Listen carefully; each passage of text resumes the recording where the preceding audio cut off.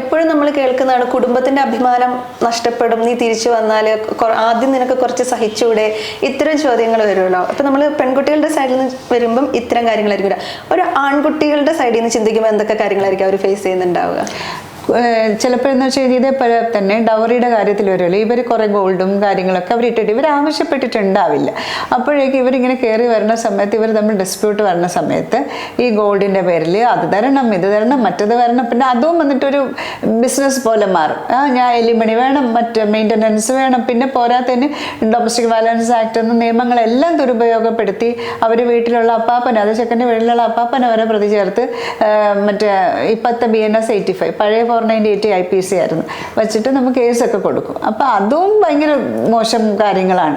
പറ്റില്ല എന്നുണ്ടെങ്കിൽ ഒരു അമിക്കബിൾ സെറ്റിൽമെൻറ്റിൽ ഒരു മ്യൂച്വലി ഡിവോഴ്സ് ചെയ്യുക. ഒരാളെ തകർക്കാൻ നിൽക്കരുത് ഒരിക്കലും. മാരേജ് എന്ന് വെച്ചാൽ സംതിങ് ഡിഫറെൻ്റ് ആണ്. അതൊരു ഭയങ്കര ദിവ്യമായ ഒരു സാധനം അങ്ങനെ തന്നെ കാണണം, അല്ലാതെ ഒരു ബിസിനസ് ഡീലായിട്ടോ അങ്ങനെയൊന്നും കാണേണ്ട കാര്യമില്ല.